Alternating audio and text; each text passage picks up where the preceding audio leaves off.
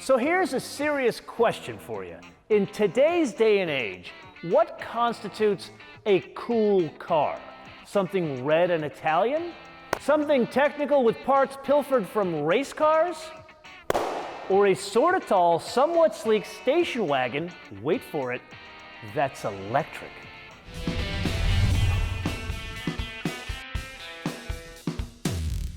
Now, before you and I get too far down the road today, the first thing we have to determine is just what the hell is this thing? And the absolute best place to do that is indeed right here. One way to describe it would be a Sport Turismo that is not the Panamera. Another way to describe it would be a Taycan with a long roof. Either way, the size, it's not a whole hell of a lot different. Like, for example, the wheelbase, which I would argue is the most important measurement in any car, because that is where you package people and dogs. Here, from a regular Taycan, it is only 1/10 of an inch longer. In terms of overall length, it's 4/10 of an inch longer. Then there's usability. Let's start with the cargo capacity. With this now long roof electric German station wagon, storage capacity increases by almost 1.5 cubic feet. Now yes, one could indeed argue that's not a whole hell of a lot different. Which brings us to a trick one can pull here they can't pull in a regular Taycan, putting the seats down, which drastically changes the deck, 42.8 cubic feet of storage. Yet that is not the most important usable change here. Rather, planting my ass in this seat, that would be the most important usable change. You may remember in earlier Porsche Taycan episodes, the very German engineers would go on and on about the foot garage, how it adds more storage capacity and it's scooped out of the batteries. That wasn't the problem. The problem was up here. So now that there's a long roof that sits a bit higher, changes the height of the vehicle, they have added over 3.5 inches of headroom. That is my very long-winded way of saying it's a more pleasant experience back here, which means we have to press on to something else. And that would be the architecture. You see, the car you and I are driving today, the Taycan 4 Cross Turismo, best way to describe it would be a Franken Taycan. It does not exist in the standard world of the slopey Arsene Taycans. There, as a recap, there is the single motor rear-wheel drive Taycan, then there are the dual motor Taycans, the 4S, the Turbo, and the Turbo S. In the Cross Turismo world, there is the 4, which obviously is all-wheel drive, and then there is a 4S, the Turbo, and the Turbo S. Now, one would think that's the extent of the Franken Taycan changes. Well, that assumption would be wrong. You may remember that rear-wheel drive Taycan, that's fitted with a 79.2 kilowatt-hour battery as standard. That battery is not on offer in any Cross Turismo. Rather, the performance battery, which is optional in that car, that's fitted to all of the Cross Turismos as standard. 93.4 kilowatt-hour battery that's made up of 33 modules of 12 cells each for a total of 396 cells. Now, if I'm taking a stab in the dark here, why is the larger battery fitted as standard?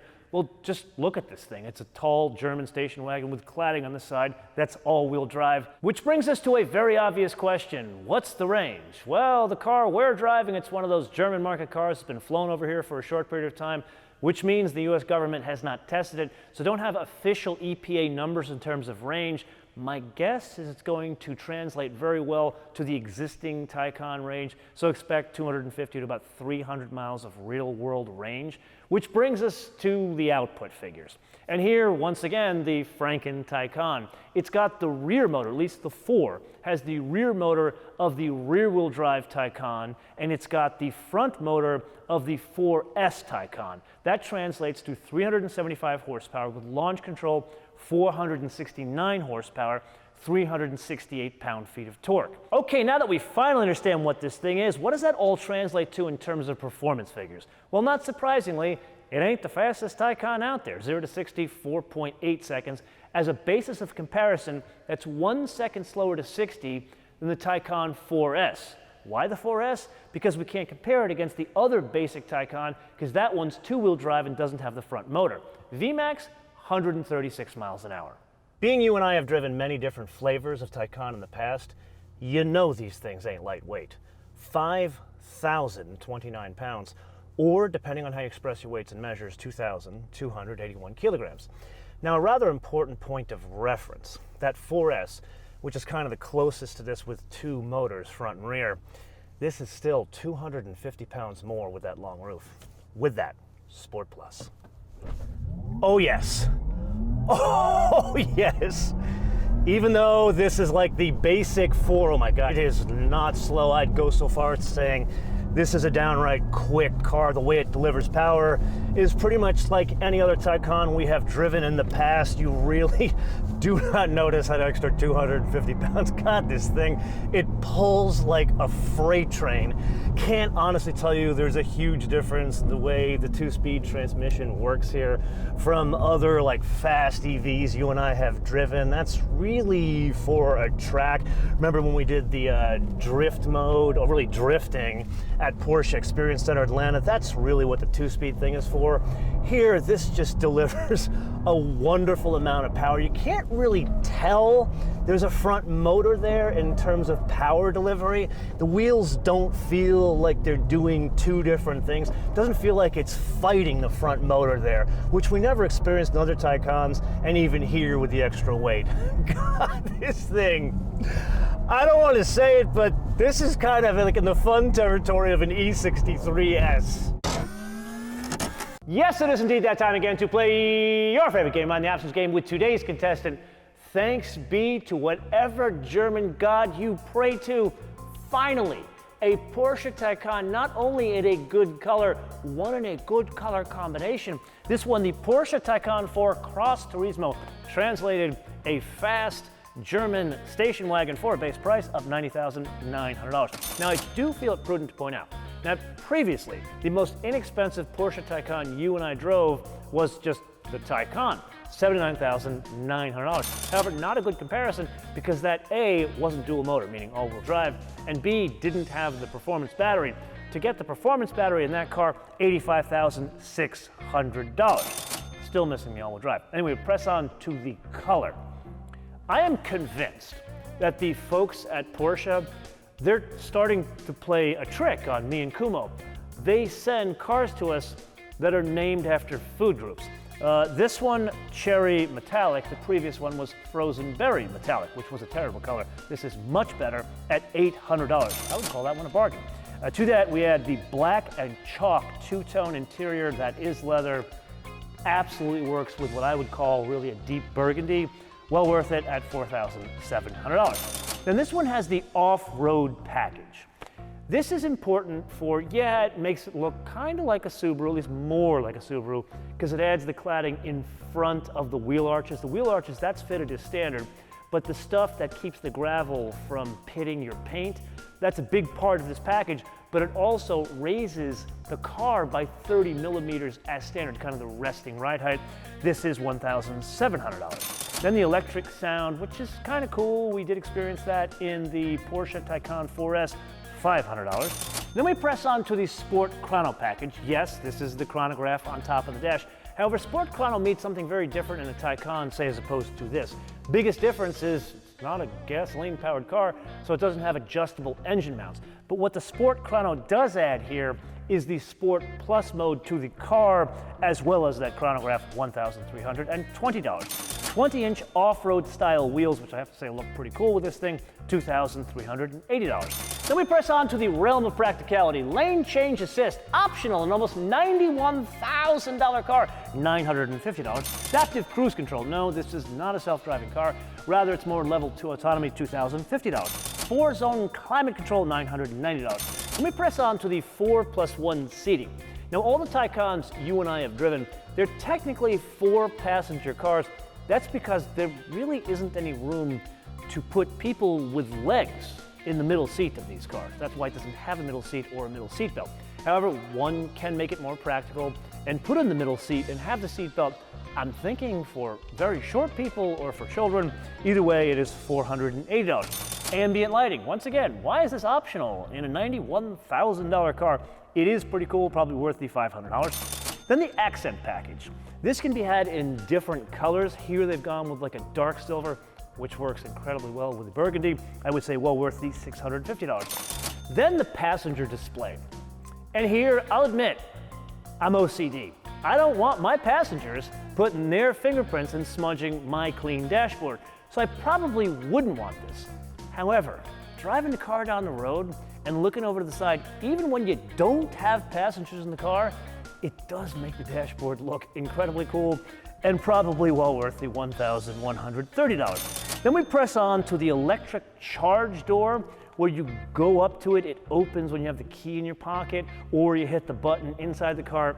Very cool party trick, $640. The only other thing we have to add is the destination handling von Zuffenhausen, $1,350, for a total retail price of $111,120. Okay, so when it comes to driving dynamics, you and I need to get something out of the way right at the top. It pretty much drives like every other Taycan you and I have driven before, meaning there is virtually no pitch, squat, dive, or roll. You do feel a lot of weight in the ass end. You feel like that's where everything is concentrated. And you do feel somewhat of the understeer here. But it's not understeer like a 911, it's understeer like a Taycan, because these things are significantly heavier than 911s. And as such, they have a tendency to plow when you push them too aggressively. It's kind of like skiing when you get to the point in the day, like right there, where you might catch an edge and the car just wants to go straight. It does not want to turn because of the mass of the vehicle going in a certain direction. And then there is this car. It is equipped with that off-road package we talked about in the options game. And that is a Porsche way of saying you get a bigger set of stilts. It changes the ride height 30 millimeters higher. And you really can't tell a huge difference between the 20 and 30 mils. And the reason why I can say that without driving the non-off-road car back to back is because the 30 mils, that's basically a gravel mode.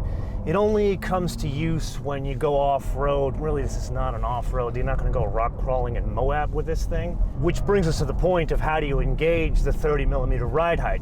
Well, you got to hit the gravel button here, and it raises the ride height. However, there's a trick to that, and it's only under about 50 miles an hour. Which brings us to the real point here. Everything we just said, throw it out the window. The driving dynamics are all dependent on the mode the car is in.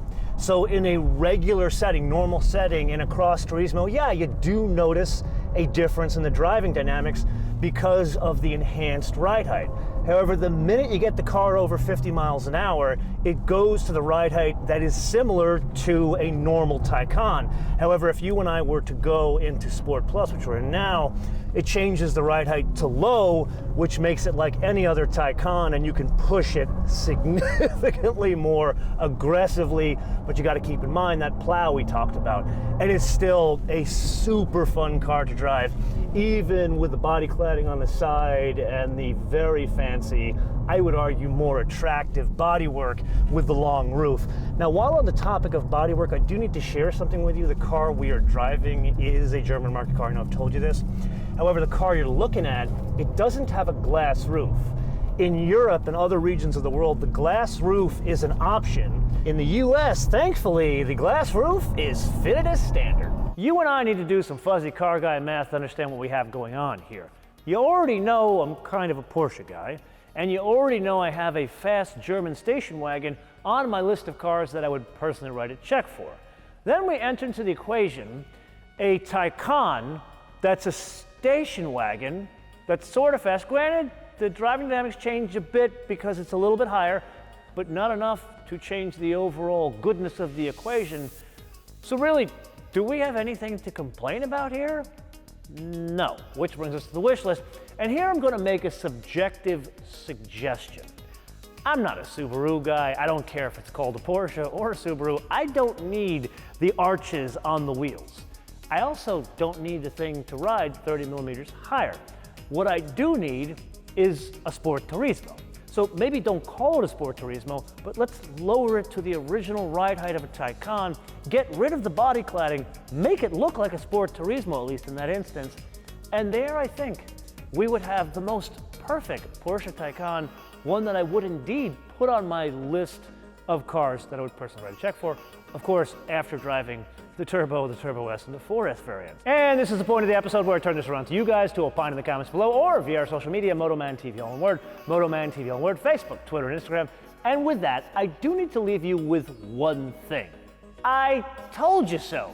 Here we finally get a Taycan in the right color and right color combination, and you have to admit, you finally see what this design is all about. Until I see you in the next episode, bis später.